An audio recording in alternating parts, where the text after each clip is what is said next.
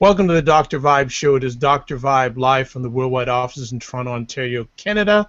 Happy 2014 to everyone who's watching this either live or watching it at a later date. As always, we like to say you are blessed and highly favored. You're a magnet for miracles, and you're a solution for someone's problem. You can check us out at DRVIBE on Twitter. Also, you can catch me monthly at the Good Men Project. I am the host and co-producer of the Good Men Project's monthly Google Hangouts for premium members. The Good Men Project, one of the most viewed sites online for men, which is averaging 2 million page views a week. So that is a wonderful thing, and look more for it as 2014 rolls on. And we are very blessed and highly favored to have our guest here tonight, Christopher Stuart Taylor. This man has a lot going on. I'm telling you, he's an academic, a historian, a university lecturer, public speaker, and a blogger. He completed his doctoral work at the University of Western Ontario, Canada, in history with a specialization in migration and ethnic relations. He focuses on the issues of black identity, multiculturalism, immigration, race and ethnicity, Caribbean history, slavery in the Americas, and at the African and black diaspora. Did I tell you he does a lot? What an understatement. So he's going to be sharing with us tonight, but let's welcome to our show tonight Christopher Taylor. What is up? Hey, man. Thank you very much. That intro makes me feel a little, kind of humbled me a little bit. You know, I do a lot, but I enjoy it. I really do enjoy it. You've earned it. So why not we let your light shine, my man? Because if you don't shine it, who's going to shine it? That's right? A very good point. Very good point. Yes. Absolutely. Absolutely. And just want to share with the listeners tonight, there have been one or two people that have been tweeting about this earlier on, which I'm just really just going, wow, that is good stuff. So I will share that person's name in just a moment. Please do. Because there's a lady at a girl who _reads. Kendra Lee, thank you so much. Said you're going to be watching. And also, too, if anyone wants to tweet any questions or comments during our discussion tonight, just tweet me at DRVIBESHOW. Or what is your Twitter handle, Doctor? It's at Dr. C.S. Taylor. So at Dr. DRCSTAYLOR. Excellent. So we're going to have a very spirited conversation. Yes, please do. And bring those questions up. Yeah. Yeah, absolutely. And I already feel this is going to be a two-parter. All right. But because Dr. Chris, I like that Dr. Oz. Chris is fine, man. Chris is okay. Chris is fine. Cool, so yeah. Chris shared with me a number of subjects that he wants to share with us tonight. So yeah. I already know it's going to be a two-parter. But before we get into anything else, since you are our first guest online in the new year, so I know you're just going to do outstanding. Happy New Year, everybody. Thank you. Absolutely. Can you just share a little bit about yourself? That's part of our show tradition. So give a little bit of background about yourself. Go ahead. Okay, you know what? I'll start from the beginning. Born and raised in Mississauga. My parents are from Barbados, emigrated, and that actually fits into my doctoral work because they both emigrated to Canada in the 1960s. My father went to the UK, went to London through London Transport, and my mother came here as a teacher, and they both ended up in education. And so it's no real secret for why I'm where I am at. It's because of my parents and my family. Education in our family was paramount. Period. That was it. I was big into sports. I was big into track and field, but education and doing well in school was the be-all to end-all. And so it's really a natural progression. When we were young, everybody was like, oh, you're going to be a teacher like your mom and your dad, and my mother was a principal. And I was like, man, I don't want to teach. I don't want to do that. I want to do something different. And lo and behold, I got a PhD, and now I'm a lecturer. So congratulations. Thank you very much. Thank you very much. You know, we certainly have something in common because my father was an educator in the public school system in Toronto for 32 years at the same public school. Wow. And education was number one. But let me ask, how did you receive or react to their saying that, you know, education's number one, education, nothing else? How did you adjust to that? Was that something you took on easily, or was it a bit of a challenge? It's funny because there was never really a question. I mean, with my older sister, it was with she and I. It was just something that we always did. We had lessons on Saturday. Every Saturday morning, we had lessons at the kitchen table with my mother, and that was the norm. And so, I mean, even when people have the conversation about, am I going to go to university? It was never a question about that. It was just that's what you do. And furthermore, both since my mother and my father went to U of T, it wasn't even a question about going to university. It was going to U of T, period. And so it was something that it was the norm. It's like eating. You go to school, you do well in school. That's what you do. I can so much relate to that because one of the stories I never forget is when I graduated from junior high. Yep. Before going to high school, I had received an award by the Minister of Education at that time, and I'm coming off the stage and walking to my parents, and the first thing my dad did is he didn't say congratulations. He said, "You're going to university." And I said, I haven't even started high school yet, and you already have me pitted for university. I go, okay, no problem. And I just said, wow, like, I'm not going to breathe, but I don't regret the days and the hours I spent writing essays by hand. Yes, in university. That's going back a little bit before your iPad and all these iTouch and all these tablets and laptops and desktops. So exactly. Definitely. So what was education like for you, especially at a younger age? Because you grew up in Mississauga, and for our viewers and listeners who may not know where that is, that's the western part of Toronto. Yes. Growing up, were there many other black families in the neighborhood at that time? Well, it's interesting you mentioned that, because especially when I'm talking about black identity. So this is something that I have grown to learn about myself. So if we're looking at school, not only was I living in Mississauga, my parents had my sister and I in French immersion. So we were going to a school that had literally no, I know, I'm not going to name the name, but I know the other black family that was in the school. And that was going from kindergarten up to about grade 8. And so when you hit high school, my high school was a little bit different. It was a big mix, higher black population. So literally my formative years was amongst white people. Not just white people, but upper middle class whites, the neighborhood that we were going to school. So it at the time, sorry, go ahead. How was that experience? Because I can relate to this. So I just want to hear it from another perspective. I mean, at the time, when you're like 6, 7 years old, you don't even think about it. You don't think about it. You have the parties. Because my birthday is on Halloween. So every Halloween, I invite all my friends over. That's interesting. That's another discussion in itself. We'll take that one offline, okay?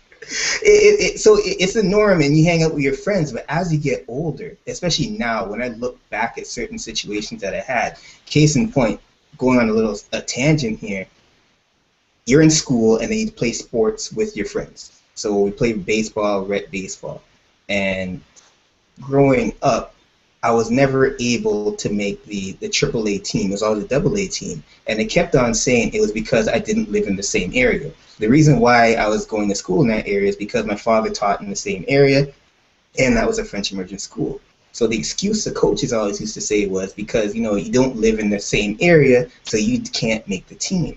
And so, okay, I'm like, all my friends that we all play together and train together in the winter are on this team, but how come I'm not?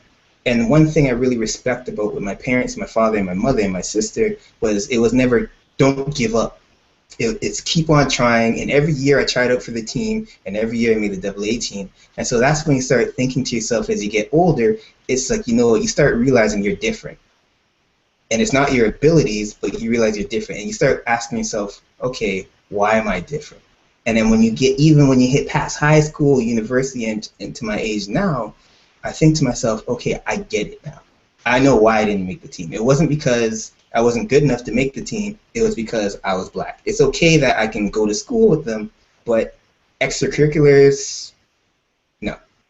And so I have to thank my parents for, I don't want to say insulating me, but putting me in a position that I didn't have to face those questions and have those questions at such a young age. That I could just focus on my academics, I could focus on school, and continue with these blinders on. And when I'm old enough to really understand now, that to understand what was going on, I can be like, wow, my parents did a very good job of helping me through this without saying, you know what, Chris, they're never going to like you.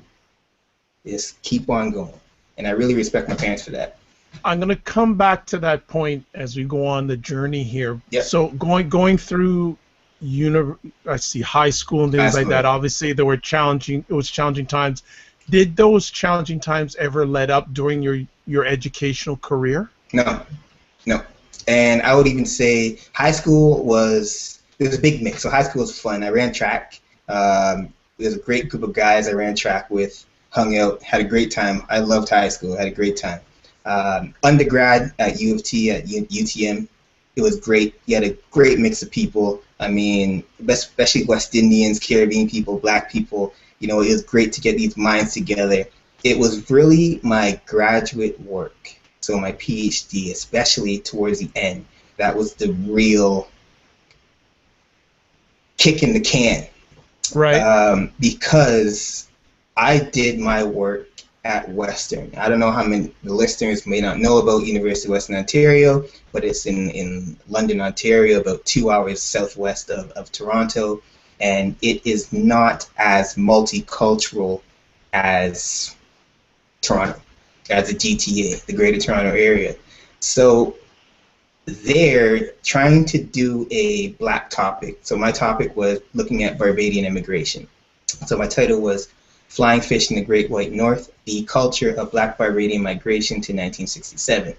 So trying to do that kind of work in a school and in a department that didn't really facilitate and didn't really want topics like that was very difficult, let alone being isolated in a situation in the city that I don't see very many people that look like myself. So it was a difficult time. It wasn't impossible. I did it. I finished it. It was great. However, I ran into a lot of people in an institution that didn't want me to do it, nor did they want me or my topic to be there. But I have a question then. What did you know that this is what you were going to encounter before you went to Western? Funny enough, you think you know, and you're like, oh yeah, you know what? I know Western isn't like U of T, but deep down you have this young bravado saying none of this can affect me. Because I grew up in white situations. I went to school 8 years in a quote-unquote lily white in schools, elementary and middle school, so I didn't think it would be that bad. But then you start realizing the ins and outs of institutional racism and systemic racism, and then you start realizing, okay, you know what? People will do anything in their power to stop you from getting to somewhere that you want to be. Not only do you want to be, that you deserve to be, that you've put in the work to get there. So during your studies at Western, Yep. Was there a defining moment for you? I had two defining moments. The first defining moment was immediately after right before my comprehensive exams. So in the way the PhD program is structured, you have your first year, in history at least, your first year is coursework, and then your second year, the beginning of your second year is your comprehensive exams. So right before that, I had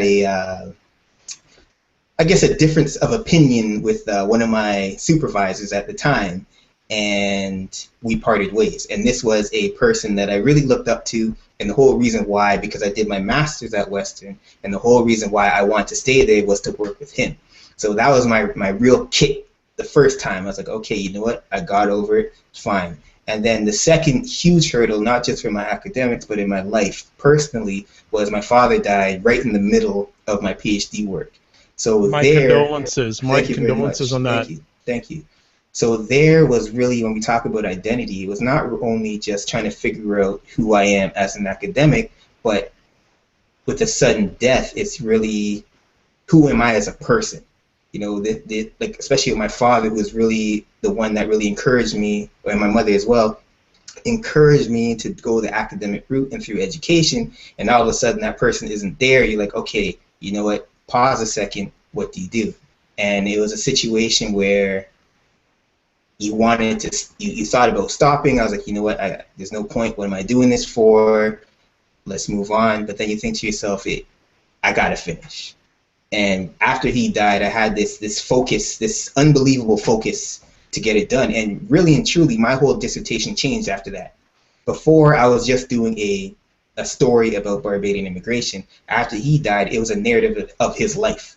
So I wrote his life into my work. And so, yeah, it was a means of catharsis to get those feelings out there. But it's something much more personal to me, and I'm much more happy with what I've done. And anybody who can read it, then they can read it as well. It's online. There's no embargo on it. If you just Google Christopher Stuart Taylor, Flying Fish in the Great White North, The Culture of Black Barbadian Migration to 1967. It's on Western libraries. You can download it, read it, enjoy it. I'm not one of these people to hide my work. I do it for everybody to check out. Yeah, well, not only you're a great educator, you're a great marketer. I try. It's all good. No, that's great. So you shared, was that what was the other defining moment for you during Western days? So the first defining moment was a situation with one of my supervisors. So that was the first one. So I guess there's three. So that was the first one of my supervisors. Then my father dying, and then it was the actual defense. I ran into trouble with a dissertation committee that didn't literally like what I was doing. And so it's a situation where, you think you're in academia, everything is supposed to be objective, you're supposed to look at it from standing afar, but then you start realizing that personal biases really come into what you're doing.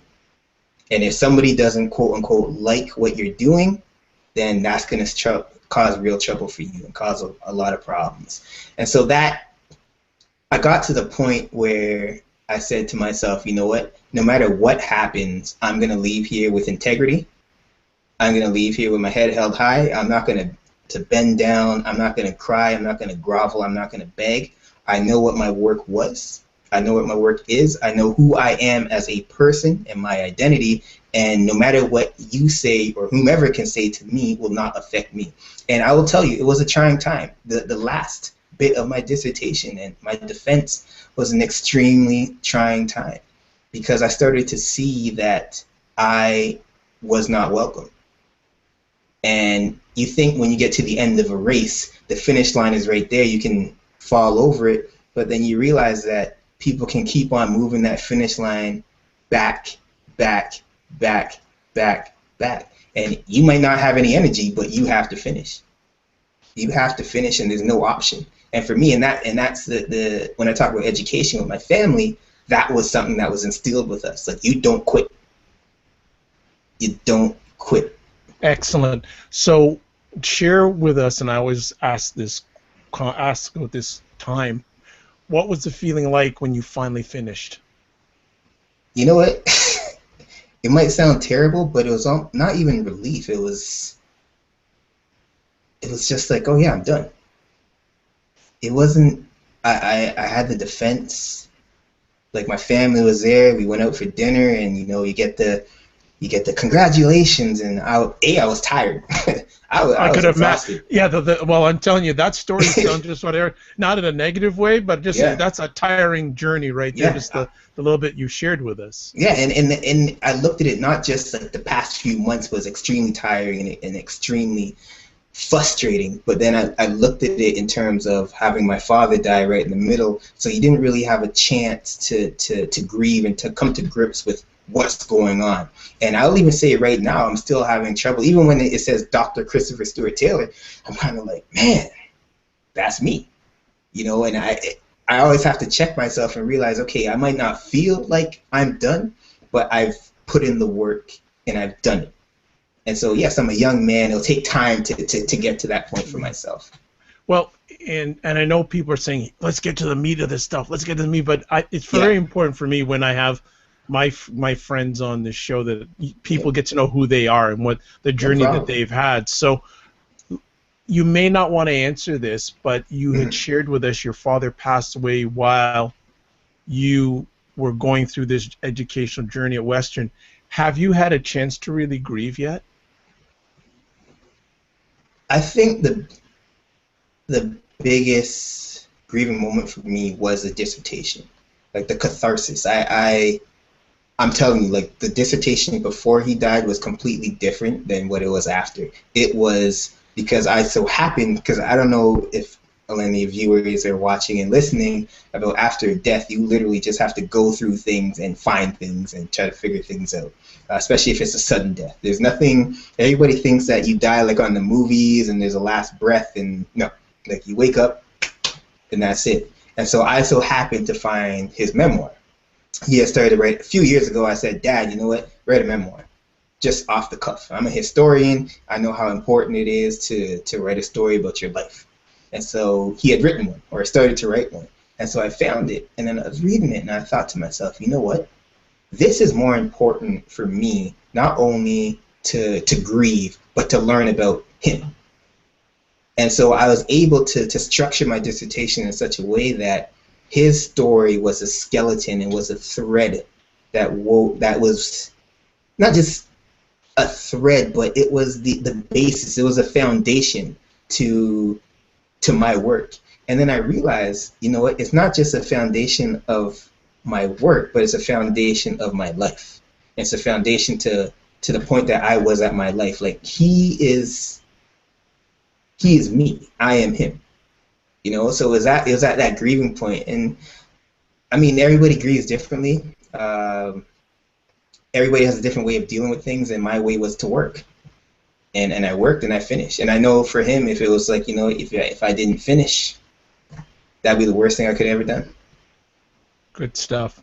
Well, let's get into it. Yeah, since we've shared some time, and no problem. So much. Thank you so much for just sharing in regards to some of what you've had to overcome, and I know that's inspired people out there. And there are people watching out there. I can see by my stats. And hey, if you have a question or comment, please send me a tweet at drvibeshow, or you can email me at info@blackcanadianman.com. So let's take it to a different level now in regards to what you wanted, some of the things you want to share with us tonight. So here's our first conversation piece. What is black? Thank you. I'm glad you asked. Well, yes, you wanted to talk and share about it, so go for it, my man. It's first of all, let me say one thing. I don't consider myself black, and I have different ways of defining black. I have a black with a lowercase b, which is if you describe somebody who's black in color. Really, nobody's black in color, but brown, chocolatey, mocha, whatever you want to call it, in color. That's lowercase b. And then I have a capitalized B. If we're talking about black people, you know, a pronoun. And then I have a quote unquote black. And this is when I refer to myself and I say I don't consider myself black, because it's that negative codification of what black people are, and furthermore, what black people should be. And so that's why I don't consider myself black in that sense. So when I say those things, I'm like, okay, you know what? If you were to describe a black person, would you say he's a professor, or would you say, and I'm not talking about you and I having this conversation, I'm talking about the wider mainstream. Are you going to say you're a professor, or are you going to say you're a basketball player, or a rapper, or a criminal? And that's when I say, you know what, I don't consider myself that. And if I look at historically, blackness has been associated with negativity. Blackness has been associated with servitude, slavery, colonialism. And if you want to go all the way back, if you're looking at people like Frantz Fanon, who said it himself. He's like, the black man only knows himself through white people. And so if you don't have your own identity, if this identity is not real and is constructed, how can you definitely say that somebody is authentically black? And what is authentically black? Who is black? Like, what is the archetype of black person? And if anybody can tell me there's a definitive answer, I say, how? That's impossible, because it's a social construction. People just make that up. And so I say to myself, if you want to give me 10 points of what a black person is, if you're going to say that's somebody who's educated, if you're going to say that's somebody who loves school, if you're going to say that's somebody who treats their family well, treats their spouse well, yes, then I am a black person. But if you're going to go with the media, and I know Anthony Morgan has been on here before about the representation of black people in the media, that's not me. So when you say you're not black, is that black with a not black with a quote black with unquote. a Yeah, with a small b or a big B? Because you gotta that. you really define it there. Yeah, that's what I got to take off my academic cap right now. First and foremost, I am a capitalized black man. The same way we talk about a Okay. Canadian or a Okay. Chinese person, that's who Yep. I am. But when you want to start talking about, say, for example, you pick up the Toronto Star and the first thing you read is X amount of people, black men were shot, and X amount of people, black people are doing this. Or we talk about quote unquote Africa is a. I read an article today about how 10 million Africans or millions of Africans are poor and destitute and have no food. I'm like, where are you pulling these things from? Like, and people don't realize that when you use terms loosely, they have a pronounced effect on how people perceive others. Okay. So let me ask you, or ask this conversation, or bring up this conversation piece.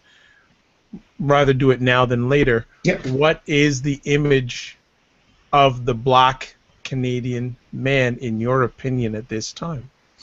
That is a serious problem because in Canada, and I'll take this from a historical standpoint first, you can't be black and Canadian. Furthermore, you can't be Canadian and black. If you're Canadian, you're not black.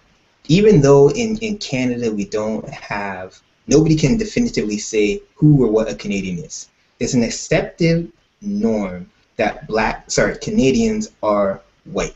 There's a normalization of whiteness in Canada. So if you want to look at it historically, black people have literally been erased from the Canadian historical narrative. Case in point, if you ask any historian out there, they will tell you that the Loyalists, coming from the American Revolution, the Loyalists that settled the East Coast, they were the quote-unquote founding members of Canada. But people seem to forget that about 3,000 blacks came at the exact same time. Yes, some were slaves, but most were free blacks that fought for the British in the American War of Independence. And nobody talks about that. And then even when we talk about more about black people in Canadian history, the only thing we do talk about in schools is the Underground Railroad. And I call it the myth of the Underground Railroad. There's no real sense that black people have been in Canada for X amount of years. There's no sense that if you are black, you're Canadian. It's this whole perceived notion that most black people in Canada came after 1967 and the point system. So you're not a real Canadian. Even though your family could have been in Halifax, Nova Scotia, or since the 18th century, or Ontario, or in Montreal or Quebec, forever in BC, nobody mentions these things. It's not accepted that you can be black and Canadian. So it's a hard time, especially if you ask black Canadians now. They're like, you know what? I'm not black Canadian. I'm Barbadian Canadian. I'm Jamaican Canadian. And so you get pushed into a corner that you yourself believe that you can't be Canadian, even though you've been born here, you lived here your whole life. So it's a difficult position. It's a very difficult position, not just from an academic and educational standpoint, but on an everyday life that we have growing up. And you can even go back to the whole notion, I think it was Rob Ford that said a few years ago, you know, we're going to deport all the criminals. You know, and I was like, wait, how are you going to deport these black people that been growing up living here for forever? How do you do that? So it's even this notion that gets pushed forward that black people don't belong as Canadians. Well, you know what? You've started to cause some wonderful conversation pieces on my Twitter page. I have two individuals, Gordon Braxton and Yep. B since '83. Mm-hmm. B since '83. She's a blogger based in Toronto. Big shout out to her. She Yep. retweeted your comment that you can't be black and Canadian. And Gordon Braxton, down from the U.S., retweeted your statement saying historically blackness has been associated with negativity. Yes. In regards to the black and Canadian issue, Mm-hmm. do people confront you with that when you give that statement, especially black Canadians? That you can't be black and Canadian? Yes. How do Nobody, people how do people react when you say that? funny enough, they don't. It's a question that not only black people have, but any quote unquote non-white or racialized person has. That, and I know you've heard this yourself, and I know many of the people tuning in right now have heard it. Where are you from? Sure. People ask that question all the time. If I look like myself or I look like you can't just say I am Canadian. Period. You can't. Well, you know what? I want to know if this has ever happened to you. You've Mhm. had a conversation on the phone with someone, regardless who they are, and then when they meet you in reality, have any ever said to you, "I didn't think you were black"? My name is Christopher Stuart Taylor. So I think that answers right there. I mean, There you go. I say it all the time. My parents gave me the perfect resume name. The perfect resume name, because you will never know until I walk in that door if I'm a black man. You'll never know. I'd like you to, and this is great conversation here. I'd like to expound though on this whole area of black and Canadian, Yep. because I have shared at times a lot of the conversations I have were with black Americans, Hmm. and I've said this before on shows or conversations that people they ask me, what are things like in Canada for black people? And I say, well, I'm not the black prime minister of Canada, so that's why, as much as possible, I'd like to have black Canadians on to give Hmm. a window of black Canadian existence, because a lot of people don't hear about it. Obviously, in a lot of areas, our media doesn't publicize or promote us, and we're not at the level yet, unfortunately, to Hmm. publicize our thoughts, opinions, our shares with the world. That my show's doing it. There's others out there, Yes, but we're great. not at that level. So what give a round table, give a thought process of what's going on in Black Canada at this time. First of all, I again, like you, I can't say I'm an authority. Like I'm one person. I don't know every black person in Canada. I mean, after our last 2006 census, uh, no matter how you feel about Stephen Harper, that's the last real numbers we're going to have about how many blac people are in Canada. 3% of Canadian population. That's a statement in itself, that the Yeah, last census done about Black Canadians was done in 2006, and we're now 2006. in 2014. 14. Exactly. So in 2006, 3% of the Canadian population was black. And most of the blacks in Canada are concentrated in the GTA. My personal experience, if I'm speaking to an American audience, we are just like you. You know, like we're people. we're people. You know what? We're fine with the cold. We play hockey. We drink beer. We like poutine. You know, the biggest difference, if I'm going to put on my academic hat right now, the biggest difference that a lot of people don't, especially if you're looking from an American context, because of Canadian racist immigration policies. I mean, if you look at the 1910 Immigration Act, it was explicitly mentioned about climate discrimination. So with that, the immigration officials basically say, you know what, if you come from the tropics, so if you're black, you come from the Caribbean, we have a right to bar you from coming to Canada. So between, if you look at the Underground Railroad, the mid-19th century, up to 1962 with the official deracialization of Canadian immigration policy and the point system in 1967, there was almost a negative growth of blacks in Canada. So there was a small, I don't know how to use the word indigenous, but a small indigenous black population in Canada. This is a big difference if you look into the American context, where there was, 4 million blacks post the Civil War, the end of slavery. So if you're looking at what a black Canadian is, there is going to be, especially people whose parents or grandparents came in the 1960s, a high degree of West Indian culture if you look at black Canadians, especially in the GTA. And I say that's the biggest difference going to leave. You're going to have people who, yes, okay, you know, I may not be a black Canadian, but they're gonna, you know, pull up and say, you know, I'm a Trini Canadian, I'm a Jamaican Canadian, I'm a Barbadian Canadian, and so on and so forth. And if you look at 80s, 90s, and 2000s, you get a good influx now of more blacks coming from the African continent. So really and truly, it's a very big mix of black Canada. So that's why it's very difficult to say who or what a black Canadian is, because we're so different.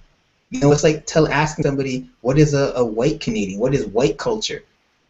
What is white culture? You know, it's a bazillion things under the sun. And if you want to look at it into a more personal standpoint, for me, a black Canadian is somebody like myself. A black Canadian is somebody who loves Canada. You know, they love. I'm not saying they love the winter. It's minus 30 something outside today. I'm Yeah, not saying. yeah. I'm glad you put that disclaimer in. No. I'm not. Okay, good. I'm not good. saying they love Canadian winters, but they love Canada. They love being able to express themselves as Canadians and their hyphenated identities, as I call them. They are the Canadian and what they have before the hyphen, so they're qualified. That is a black Canadian. A black Canadian is somebody who loves to go to school. A black Canadian is somebody who loves to achieve, who loves to participate and help the community. That is what a black Canadian is. It's not the stereotypes that we see, especially if I'm speaking to an American audience right now. Black Canadians are not what you have seen with Rob Ford. They're not. You're kidding. No, we're not crack smoking. Okay, all right. No, that's not what we are. We're normal people. You know, and so true. We're just like everybody else. Just like everybody else. Yeah. We have our challenges, but we also have our successes. Exactly. Good stuff. Excellent. That is good stuff. Hey, another shout out to B Since 83, who's actually tuned in, and thank you so much for tuning in. Much appreciated. Next discussion point you have here: does black equal Canadian? What do you mean by that? And that's the hard part now, and it's a point that I'm at, and I always have to check myself when I have a conversation like this, is because I've had a PhD to think about my identity. I've had a PhD, and Malcolm X said it himself, I got my PhD in prison. Like, you have that time to literally think about who you are as a person, and not only as a person, as a black person, and as a Canadian. So it gets to this point where I need to start, telling people that despite what the media says, despite what your history books say, despite what society says, black does equal Canadian.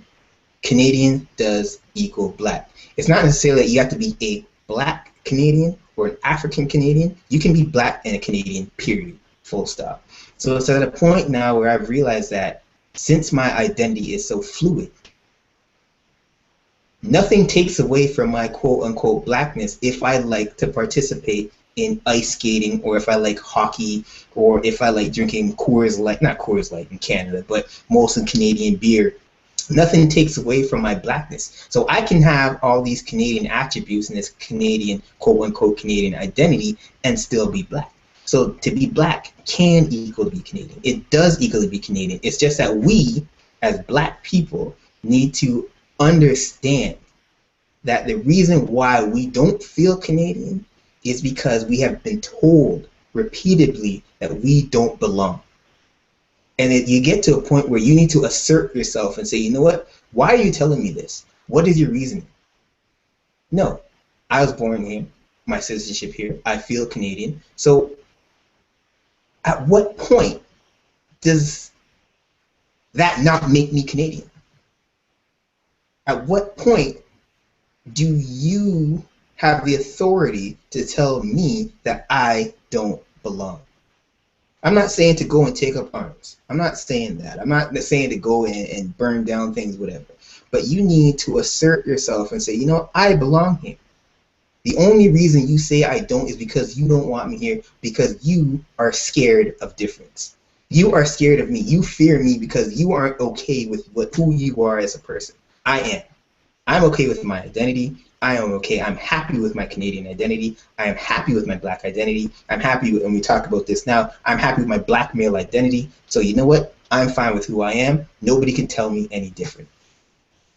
Good stuff. I'm gonna, and you've dropped so many pieces of knowledge there, and so many different talking. You can jump to anyone. I'm okay. Well, you mentioned one there, black male identity. Yeah.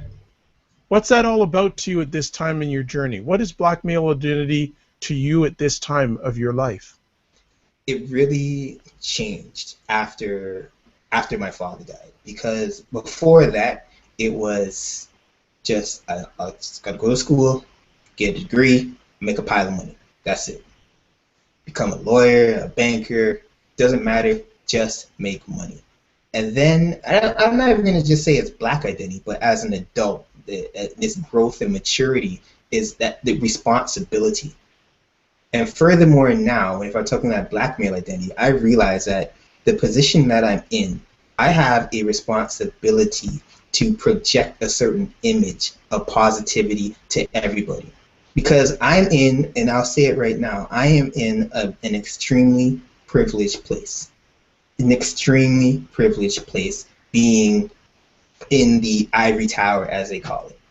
And so since I am there, and since there's not very many people that look like me in that ivory tower, I need to be in a position that I am going to not just open the door, but open the door, the window, help everybody get into where I'm at.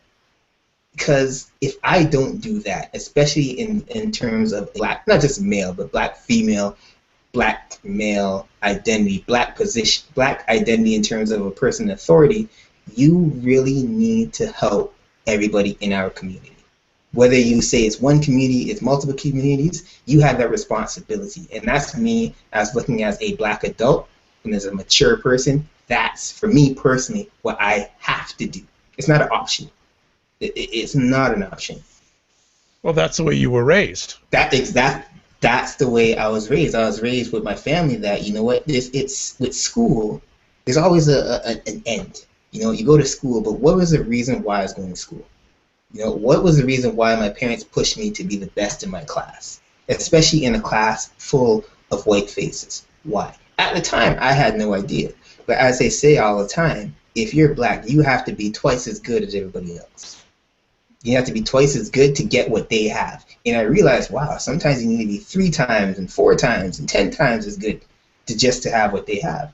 And once you're there, you need to really keep that door open to others. You have to. The influence that your family had on you and continues to have on you as a black man. Yep. Why do you feel, or what is the missing link in your opinion with more black men, Canadian black men, American, maybe black men around the world? Where do you feel that missing link is? That's a tough question. Well, that's why you're a doctor. It's a tough question. I understand, and I always have to check myself. I came from a privileged position. Like, 2 parents in the home, parents who had professions, parents that provided my sister and I everything that we needed. So I'm not going to come in here and say, you know, everybody's parents have to be a teacher, a doctor, or a lawyer. No. But I think for me personally is if you have opportunities in front of you, especially as black men, if you have opportunities there, that opportunity might just be the opportunity to go to school every day.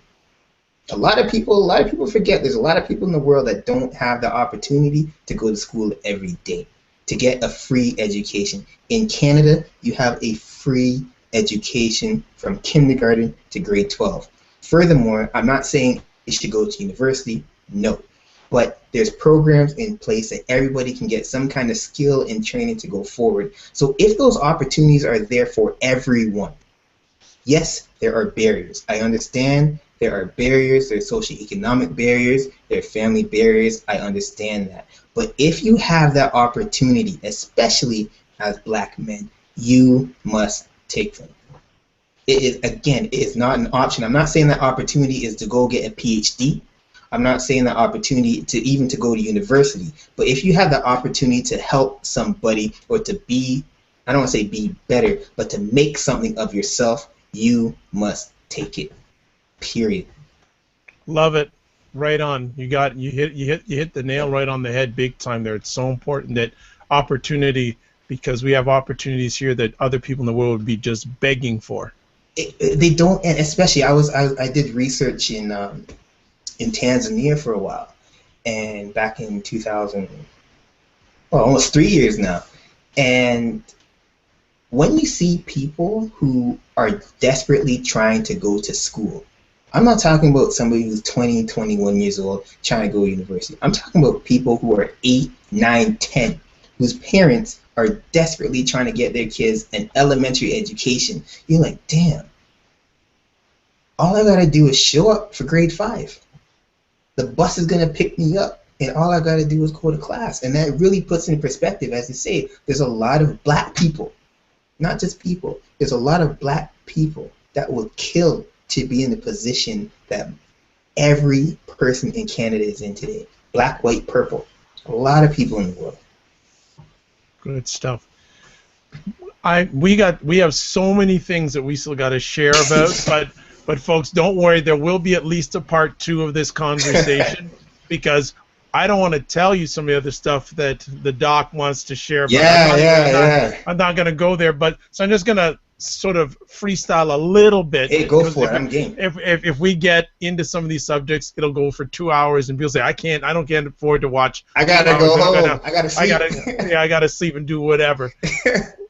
When you let me ask you something. Yeah. And I get this question a lot from Black Americans. Mm-hmm. What do you, as a Black Canadian, what are your thoughts about what's going on with Black America? I'm intrigued. It is impossible not to.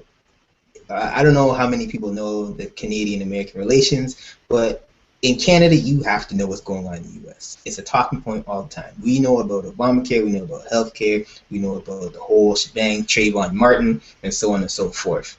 The thing is, and this is something that as I get older, I really start to realize, is that we're not that much different. People like to say, oh, you know what, there's no racism in Canada. You know what, there's no problems in Canada. Everybody loves everybody in Canada. But then you're like, wait a second. I can be walking down the street today, downtown Toronto, and the police will stop me just because I'm black with the whole carding issue. And that's a fact. That's not me just pulling out things out of the sky, anecdotes, whatever. That's a fact. The whole issue with police carding in Canada. And so you start thinking to yourself, you know what? We are actually, and I'm going to take a page out of Marcus Garvey's book, we're all one people. We're all one people. There's no separation between us two. Yes, we might live in a different area. You guys might be from Miami, living in a hot climate, not having to deal with minus 30-degree weather today. But at the same time, we have a lot of the same concerns, especially when you look at it in terms of socioeconomics and trying to beat the man and beat the system. And it's very similar. It's very, very, very, very similar. And I think we need to looking at the similarities and stop talking about the differences.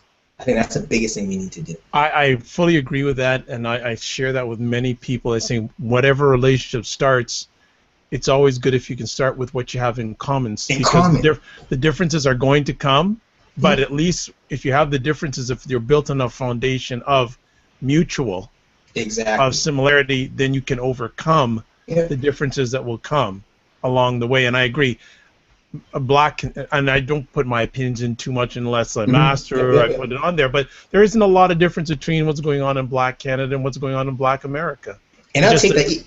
The numbers are just as many more people down, many more blacks in the U.S. There's many more voices, and another part to that too is we need to start looking beyond North America. True. A lot of people seem to forget. Case in point, Brazil. Brazil has one of the largest black populations in the world. Well, in the Americas. So how come you don't have people just shouting and championing the fact that there's not only a World Cup, but an Olympics in Brazil run by black people? Yes, the whole idea with the rainbow democracy and the racial democracy has really changed the color and the perception of how we see black in South America as opposed to how we see in North America. But we need to start drawing these links as black people. And this is going back. This is not a new thing. This is a Pan-African movement. You know, these are the Fanons. These are the Garveys. We really need to go back and start seeing the similarities between us. And And let's face it, like, yes, and again, I put my historian cap back on. The biggest difference is the numbers of blacks in the U.S. The plantation slavery, and especially when you look at whether you like it or not, you have people who argue the reason why blacks, some blacks, I should say, in the U.S. have done better is because of segregation. So you can have your black schools, you can work in these industries together and build yourself up as a black people. In Canada, if you look at indigenous black people, we didn't have that. So you're set apart and you're set further behind, trying to compete against people that keep on moving the finish line. So there's differences, but at the same time there's similarities. And I think, as you say, we need to start at the similarities, and then, okay, you know what, this is how we're different, but we can work this out. Good stuff. Well, a few things, and we can roll into the end of the show because we got some comments here. First of all, go for it. Yeah, B since '83 says that 2 times as good mentality is a mother. It's true. It is. It exists, doesn't it? Does it still exist? It does. I'm telling you right now. I finished my PhD in 4 years. My PhD in history in 4 years, which is, I don't want to say unheard of, but it's extremely rare to finish in 4 years. And in that 4 years, the amount of work I had to put in to finish in that 4 years was astronomical. And you have to work 10 times as hard. Because first of all, you need to overcome the fact that they don't want to see you, period. And then you have to overcome the fact that they already have this perception of who you should be. And then you have to prove your worth. So literally, you're digging yourself out of a hole even before you're trying to compete on the same level playing field. It is very, very, very difficult. Now, someone just put in via the Twitter sphere, Ms. Zabella asked the question, why do, and all this about the black and Canadian, her comment is, why are these two mutually exclusive? They shouldn't be. And that's my whole point. They shouldn't be. But then again, it is in Canadian society, in Canadian history, we have created, and I say we because I'm a historian myself, we have created a narrative that you can't be black and Canadian, this erasure of blacks from the historical narrative. And so that is the first problem right there, is that you can't be black and Canadian. If you're black, you're an immigrant.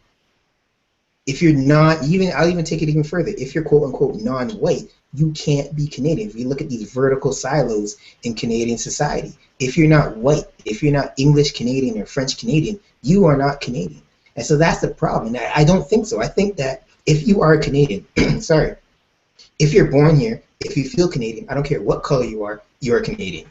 And I think that's the mentality that not only the wider Canadian society has to have, that's what black people have to have. Black people need to wake up and say, you know what? Yes, my parents were born in Jamaica or Trinidad or Angola or Mozambique, but I feel Canadian. I feel Canadian, I am Canadian, so I will be Canadian. I don't care if somebody asks me that question, where are you from? I will tell them I'm from Mississauga, I'm from Red Deer, I'm from Vancouver, end the story. I'm from Mars, I'm from the moon, end the story. You don't let people tell you who you are and who you should be. That's it. You shouldn't have to do that. What's the biggest challenge you have going right now in regards to, do you have people challenge your thought process? Yeah, all the time. I'm a very abstract, random. If you look at my blog, I call it "Keep Life Random." I think about things here. I think about things over there. You can't put me in one box, right? You can't put me in a box. So since you can't put me in the box, you can't figure me out. So you keep on saying, well, Chris, man, I hear you talk about, you know what, case in point. Chris, you have 3 definitions for being black. What's that? Chris, you just opened this conversation saying, yeah, you know what, I'm not a black guy. But then you keep on saying you can be black and Canadian. But that's how things work. There's no definitive answer. I'll tell you right now, I have a doctorate, but I can't tell you there's a definitive answer, they're right or wrong on anything. I can't tell you that because you can go and do the research, you can figure it out, you have a different opinion. I can tell you what the facts are, but we can interpret them differently. And so it's difficult for me because I can play different sides. I can say, you know what, yeah, I'm one thing but not the other. So people challenge that. They say, Chris, you're a hypocrite. I'm like, no, I never said this is my complete stance on it. This is my opinion. I'm more than one thing.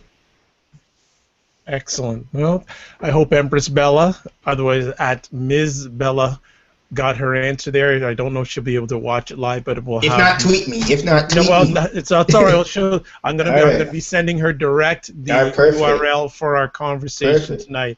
Perfect. So before we let you go, and again, thank you so much. Pardon me for sharing with us tonight. No, you know thanks there's to you. already a part 2 because you know that there's. As I'm going to share with the audience again, we only covered 4 points. Yeah. I was looking at this list. I was like, geez, yeah. And I told them purposely I'm going to hold back, and right. I can tell by the response on online tonight, like there's a number of people watching live. I'll just put it that way, and perfect. the interaction is happening. So people want to hear more of you. So that's why we're going to hold off. And you don't give them everything. You give them a taste, and there's going to be some more. So before we let you go, this show is for black men and those who love them. So what message do you have for black men as we go into a new year, 2014? Stay positive. I mean, it sounds like such a small thing, but stay positive. I mean, and again, I'm not saying that you need to go to university. I'm not saying you need to do X, Y, Z, but be the best person you can be. Whether that's the best father, whether that's the best pickup basketball player on a Sunday afternoon, be the best that you can be. I mean, when people say all the time, leave it all on the floor, leave it all on the floor. Whatever you do, a photographer, like a good friend of mine's a photographer, and he's one of the best photographers I ever met. We're in different worlds, but we're both trying to be the best at what we do. And so I tell it all the time, because people seem to forget that and we're speaking directly to black men, you as a black man are a role model. Whether you like it or not, whether you want to be it or not, you are a role model. So you have so many young boys that are looking up to what you're doing. And so live with integrity. Live with integrity and be the best that you can be. And that's my biggest thing for 2014. Be positive, live with integrity, be the best that you can be. And understand that it's hard, but it's hard for everybody. It's hard, but it's hard for everybody. Nice. Well, before we let you go, how can people connect with you? All right, again, on Twitter, so it's at DRCS Taylor, so at Dr. CS Taylor on Twitter. You can reach me on my blog. It is ChristopherStewartHeadsEast.blogspot.com. That's ChristopherStewartHeadsEast.blogspot.com, and you can get there's a little widget on there that you can email me on that. You can also email me at step1.cstraining@gmail.com. That's step1, STEP 1, the number 1, .cstraining, CSTRAINING If you hit me up on LinkedIn, I'm on LinkedIn. If you Google Christopher Stuart Taylor, I'm teaching the course at Western, WGS 3330G, which is in Women's Studies. It's a history of Black Canadian women the history of Black Canadian women in Canada. You can check me out on there. You can check out Western syllabus, the course on that. I teach on Tuesdays and Wednesdays. If you want to sit in on one of my classes, feel free.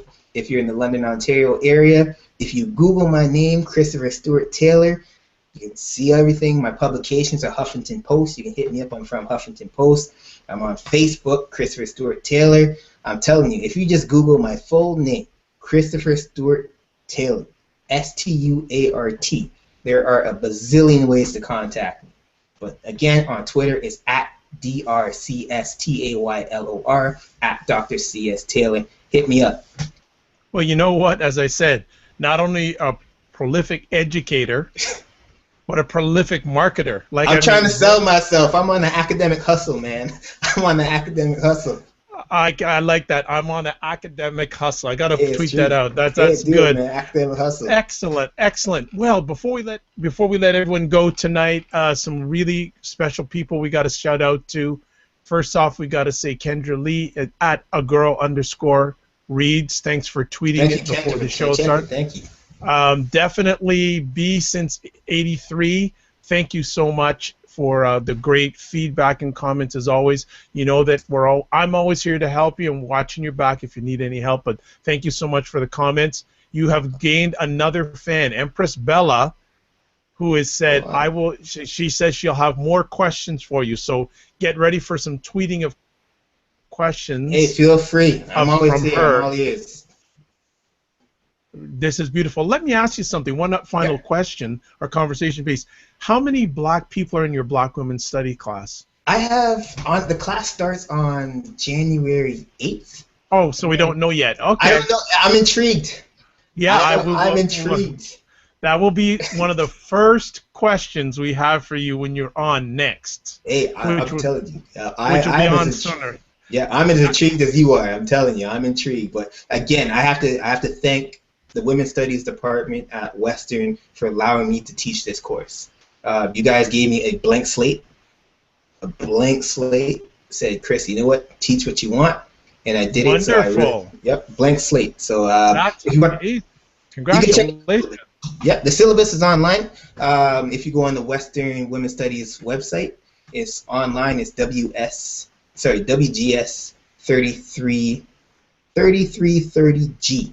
So you can check out the syllabus if you want to sit down on the class, if you want to take the reading list, if you want to say, hey, Chris, I want to audit the course, you want to do it online on a Google Hangout, we can make it happen. Wow. Wow. Like you're just making yourself like fully available. Hey, How this is the how only way. how transparent of you. I try. As I say, Hello. I How practice what I preach. you're so transparent. How dare you? I practice what I preach, man. I'm here to, as what you're doing So with your program. It's the same thing I'm trying to do. I'm in a position no that I can help problem. people. Yeah. It's all good. Well, it's Dr. Vibe. You're the host of the Dr. Vibe Show, the only online show to be featured at the Good Men's Project. And I am now the co-producer and host of the monthly Google Hangouts at the Good Men Project, which is getting 2 million page views a week. It is one of the most visited men's sites in the world. So you can check me out there. But always you can check me out at the DRVIBESHOW, the Dr. Vibe Show. Go there. You can, all the ways you need to contact me are all on there. As always, we like to say you're a magnet for miracles. You're a solution for someone's problem. And I forgot the last part. You're blessed and highly favored. You're a magnet for miracles and you're a solution for someone's problem. Got it right for 2014. As always, I like to say, God bless, peace be well, and keep the faith. Bye-bye.